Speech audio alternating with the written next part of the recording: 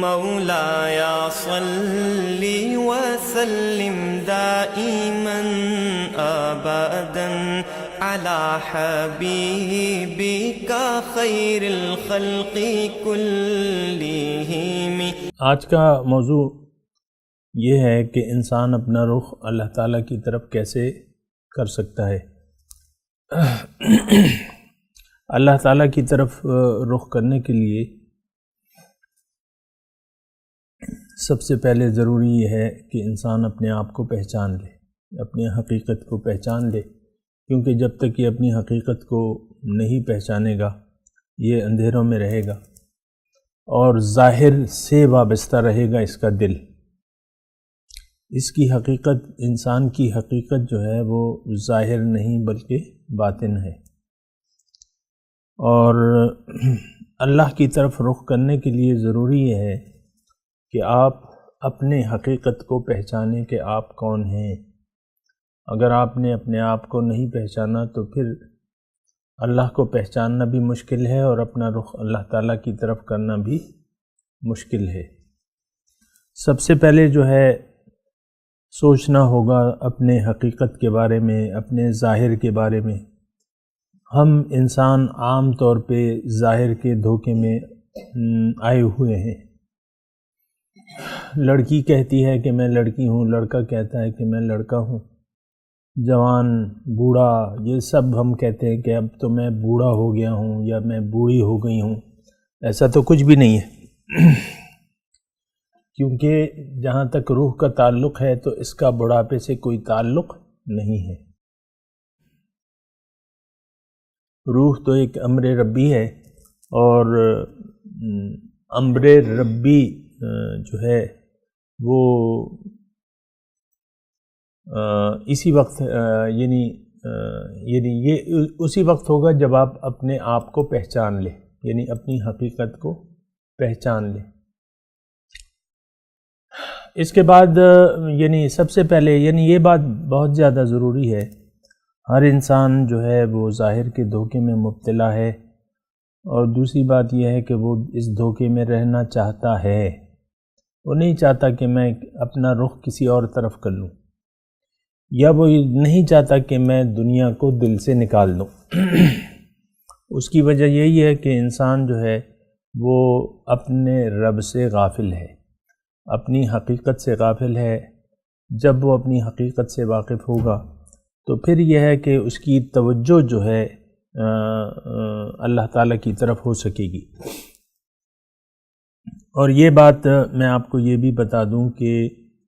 آپ دیکھیں دنیا میں آپ جو بھی کام کرتے ہیں تو سب سے پہلے ایک مقصد کا تعین کرتے ہیں۔ ہم دنیا میں جو بھی کام کرتے ہیں تو سب سے پہلے اس کام کے فائدے کو دیکھتے ہیں، پھر اس کے طریقہ کار کو دیکھتے ہیں، پھر اس کی ضرورت کو دیکھتے ہیں۔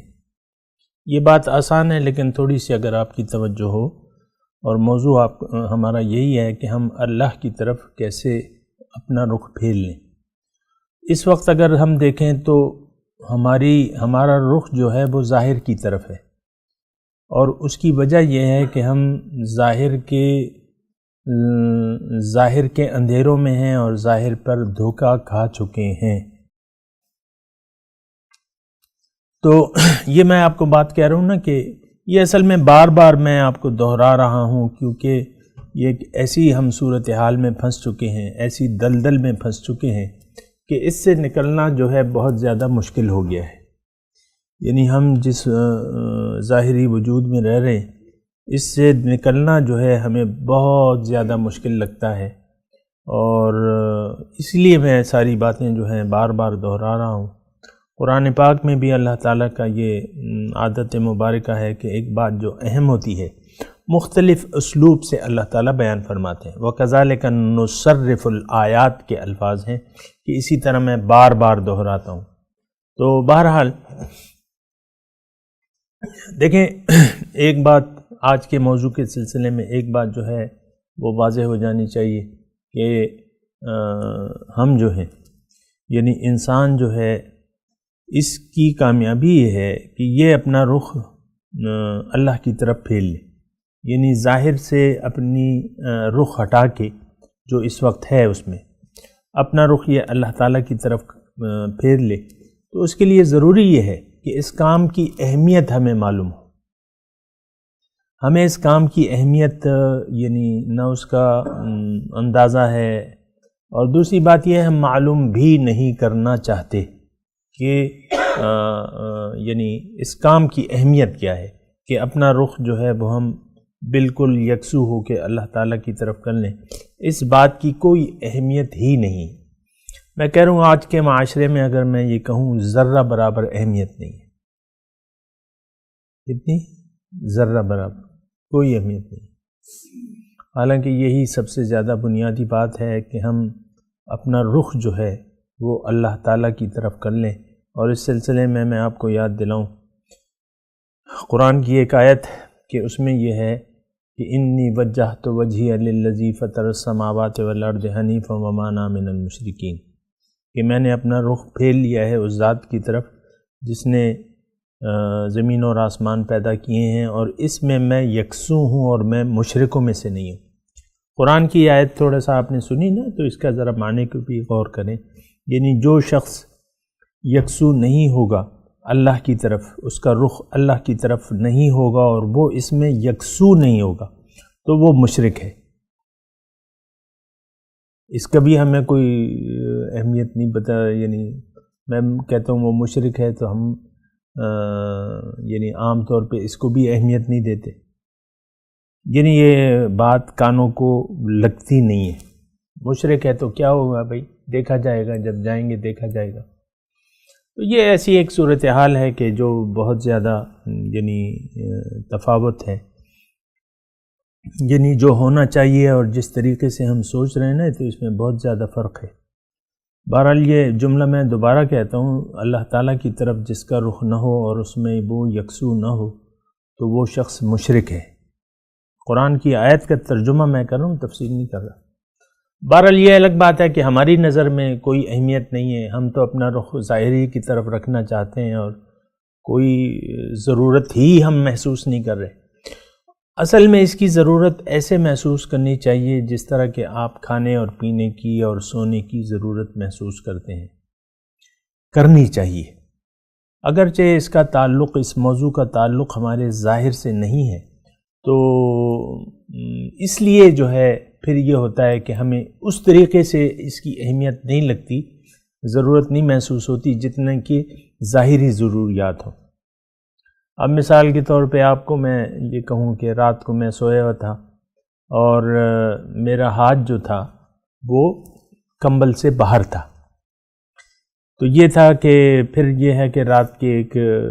وقت میں مجھے سردی لگنے لگی اور آنکھ کھل گئی میری، اور پھر وہ سردی سے